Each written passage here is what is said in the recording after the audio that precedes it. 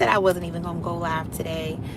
I was like, I'm gonna take this day to just pour into me, which I did. I've been pouring into me, babes, like totally pouring into me. But I was driving and I just had this moment of like an aha moment, and I was trying to record it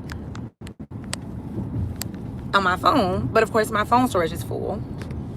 So I'm like, I need to get this off my chest and I need to get this out because I was actually gonna upload it anyway with you guys. Probably more so my Spiritual Girlie Covenant, but listen, it is what it is, because this can actually help other spiritual girlies who are, or anybody really, who are experiencing or who are in a relationship and or want to be in a relationship while also maintaining like their personal, maintaining their freedom.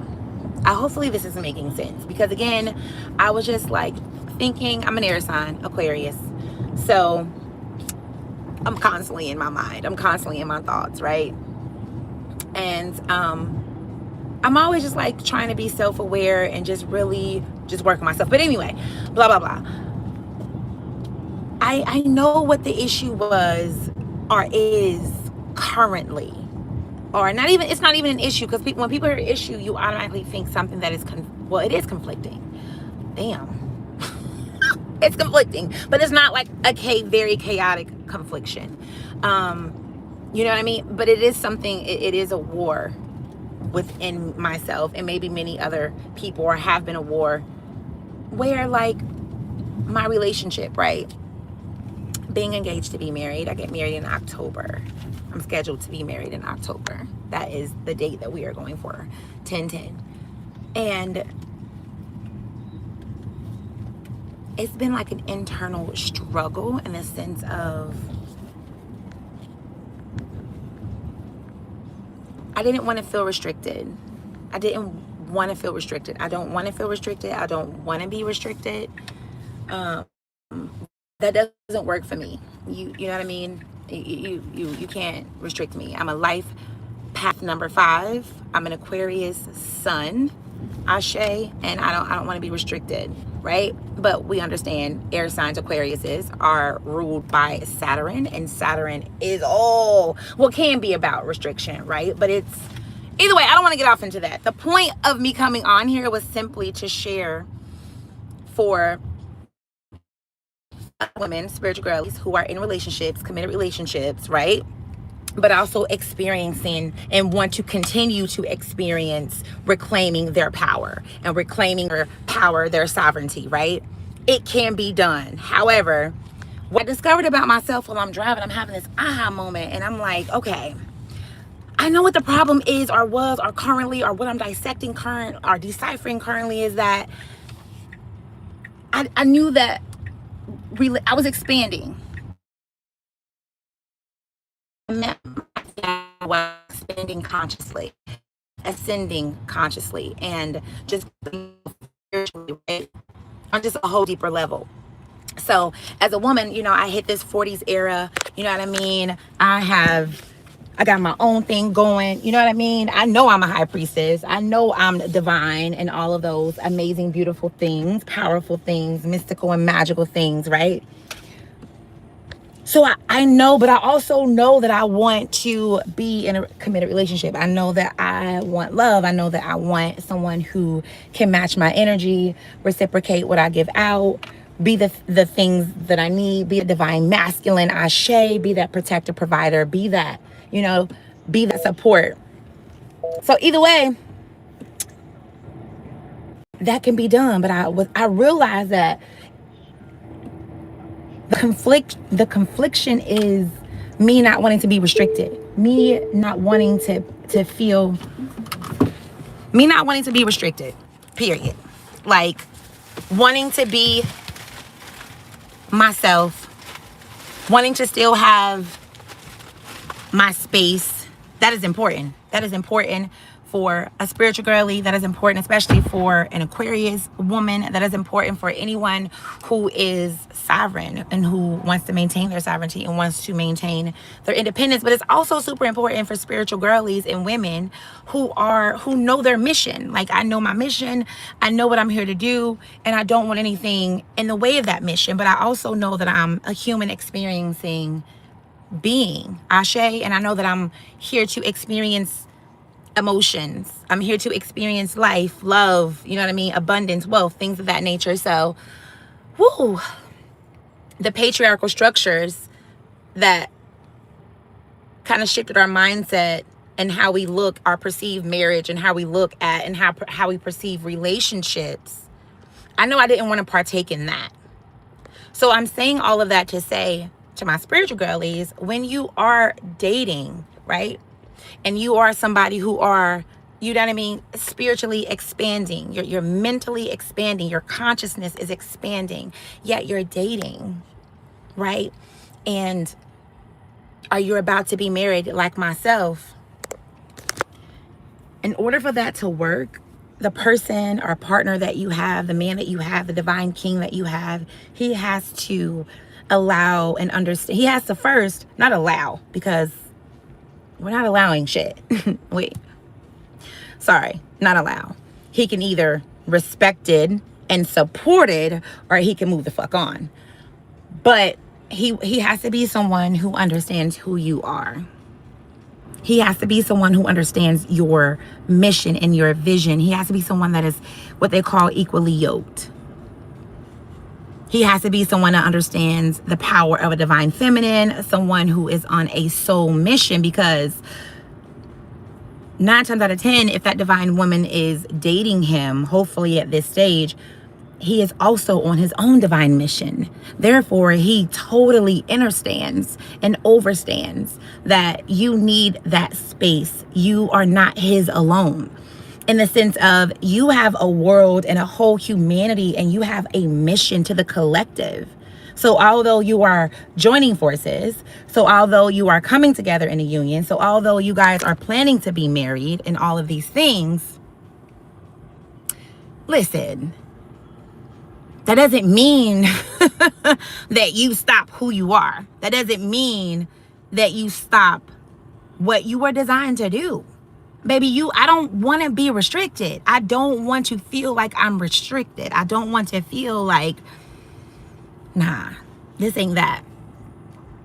You have to find your divine partner who understands that.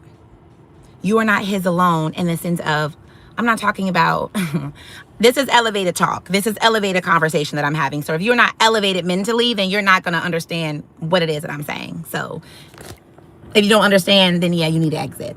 However, if you are an elevated person, being, energy, Ashe, and you are expanding, again, we're talking about expanding while in a relationship or entering into a union, coming from a very single and empowered life to entering to a union, right, with another divine partner, right? So you guys can create a powerful unit.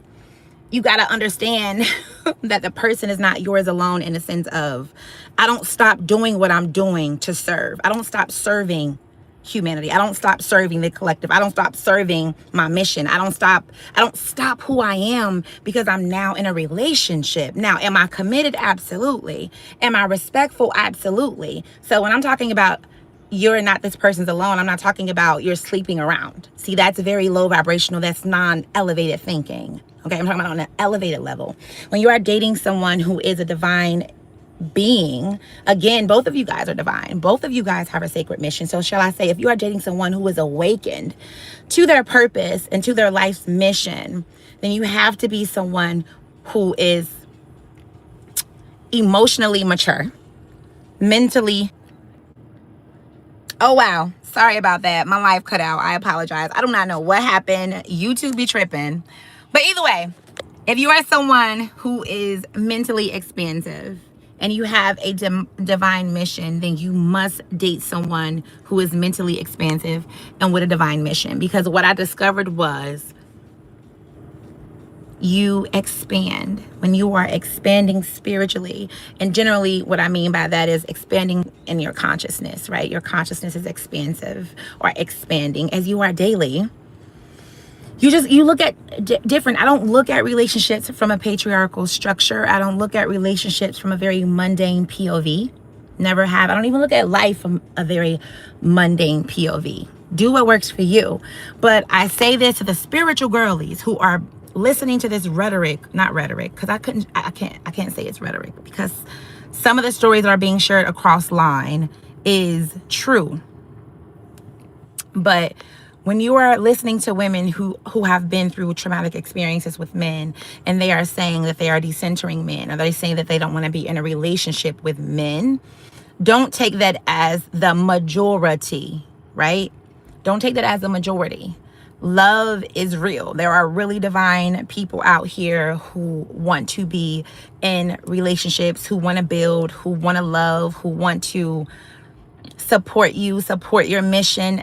These are divine kings out here who got their shit together on another level, and they are not needing, but they wouldn't mind aligning with a divine feminine who is doing or has done the spiritual work, right? So without being long-winded with this message, I simply just wanted to say, because it was rudely interrupted, I don't know what happened. I think YouTube was just hating like they always do. If you are a spiritual girly who is feeling like you can't be in a committed relationship, be married, be loved, be supported, because you're going to feel restricted, no, baby. You just got to find someone who is open to support you, who has the vessel to hold and carry you, because they're out there. Especially if they have expanded their consciousness and they understand about the matriarch rising, and they understand about the divine feminine rising, and they understand about, their role in this big scheme of things. But again, that is elevated talk. So again, without being long-winded, because I'm coming back from getting food, I'm great going to the house with my family, I just wanted to share the aha moment that I had. And the aha moment that I had was the struggle or the confliction when dating as a person, as a being, as an energy like me, comes from, I'm expanding consciously. Like, I met my fiance as I was consciously expanding, and I was like unplugging from this patriarchal matrix in a sense, and unplugging from the patriarchal mindset, and unplugging from that. I was struggling with, do I want to be in a relationship? And I'm not gonna lie, even to this day, I have that same struggle, because I don't want to be restricted. But I'm learning through observation, through conversation, because I like to when I look at situations, I look at them from all perspectives, all sides, all angles. So when I look at these type of things, I'm like, okay, this could be this, or this could be that, right? However, when you are expanding, you just don't want things that can restrict you. And I didn't want to be restricted. When you are someone like me, a being with my frequency, a being who will sit here on a mission, right? Woo! An Aquarius, first and foremost. And mind you, my fiance is an Aquarius as well. So I'm sure that he has had his thoughts. You know what I mean? You just have to find someone who will give you who is okay with who you are, loves who you are, wants to support who you are, doesn't want to restrict you, doesn't want you boxed in with this patriarchal shit, doesn't want you like that, and you'll be fine. But you also have to do the work. You also have to do the work too. So I'm doing the work, and I'm working it out on the inside. Some days are better than none.